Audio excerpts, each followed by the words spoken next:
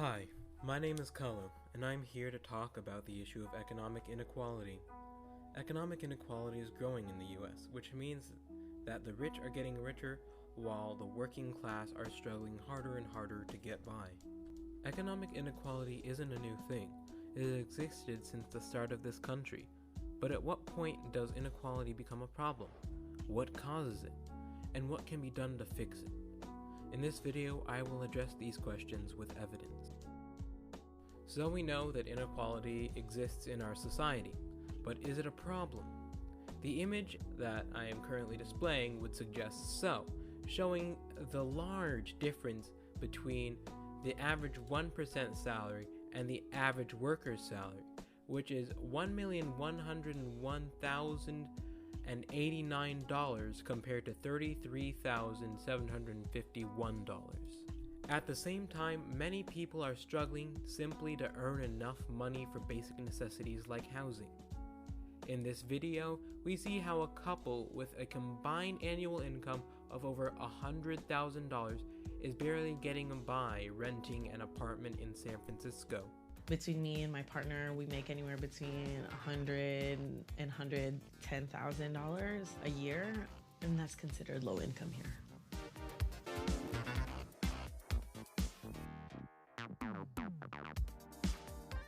My family, for my partner, our 2 children, live in a 1-bedroom apartment in a high-rise. We pay $2,400. When we look at this evidence, we see that this inequality has been around for a long time. This evidence shows that the average worker's wage has stagnated since 1970, no longer growing with the GDP. Inequality poses a big problem because combined with other costly issues like rising housing rates and unfair taxes for the benefit of the 1%, it will eventually lead to the detriment of underpaid workers. The following video demonstrates this by showing how higher-level corporate leaders are paid in a different way than their employees and how it is taxed at a different rate and only at their discretion. They pay different types of taxes. His secretary pays income taxes on her salary, but Buffett mainly pays capital gains taxes on his sold stock, and that's taxed at nearly half the rate. In this video, we also see that Warren Buffett pays his taxes at nearly half the rate as his own secretary does, 20% compared to 37%. To explain one of the causes of inequality in our society, I first have to explain what the virtuous cycle is. Alright, so basically, workers get paid more, and then since the workers get paid more, they can buy more stuff. And when they buy more stuff, that means demand has increased. So companies will need to hire more to keep up with demand. And then the company produces more, making more profits so that they can pay workers more. It's a cycle that leads to the benefits of everyone and grows our economy as a whole. One of the causes of inequality in our society has to do with companies initially deciding to stagnate the minimum wage of employees, leading to a butterfly effect that is to the detriment of everyone. The following image shows that the stagnation of the average wage is a downhill spiral that will lead to less spending and the taking on of debt, leading to lower profits of companies and higher unemployment rates.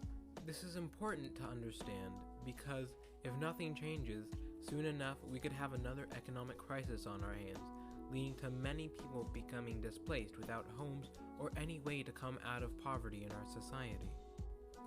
This isn't the first time economic inequality has caused major problems in our society. During the Great Depression, the economy crumbled because of this exact thing. Companies started paying their employees less and overproducing to anticipate a boom in sales that wouldn't come. And when there was extremely low demand, those companies took a huge loss and laid off a large portion of their low-level employees. This major loss in sales made those companies' stocks plummet. And when nervous investors saw the stocks crashing, they took out their stocks, worsening the issue, leading to even more investors panic selling. The preceding events led to most investors who bought stocks on margin, which is borrowing money from banks to buy stocks, to not be able to pay back that money to banks. And some banks closed down because of it, which led to people panicking again and taking all of their money from banks, leading to more banks closing. The collapse of the economy was a huge problem because it left everyone out of a job and broke for a 4-year duration. In order to address this economic crisis, President Franklin Roosevelt created a platform called the New Deal.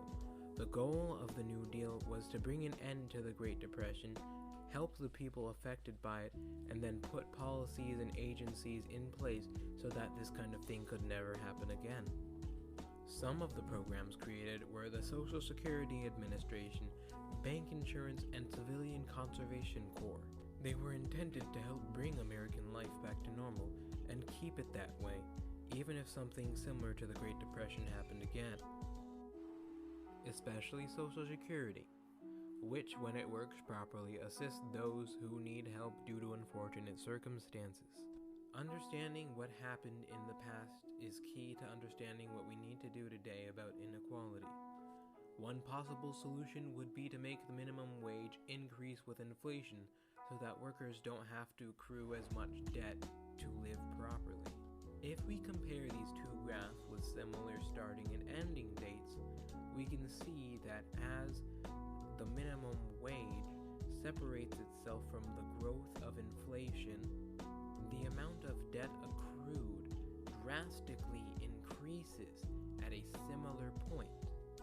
So, we can make an educated assumption that if wages kept up with the growth of inflation, it is likely that a lot of this debt never would have happened in the first place. Another possible solution would be to change zoning laws so that affordable housing is more common in more heavily populated areas. The Bay Area. It's showing something called zoning, or local regulations that decide what can be built where. This much of the region is zoned for residential housing.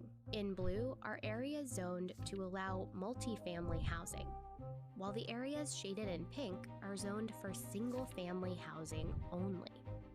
That's 82% of all residential land in the Bay Area. What it means is that you've banned the ability for anyone to build anything other than a single unit of housing on that lot of land. And in many towns, like Atherton, they've excluded all multifamily housing from their neighborhoods. And that doesn't just mean a giant apartment building. It means things like duplexes, things like, fourplexes, things like that are illegal in the majority of the country. In this video, we see that due to current zoning laws, housing is extremely limited, where large portions of land and even counties are restricted to only having single-family housing, which would create a large spike in demand throughout a generation of people desiring to become homeowners. One of the things we should have learned from the Great Depression is creating a large pay disparity would cause a downward fall for the economy as a whole, and the minimum wage should never stagnate unless it is matching inflation.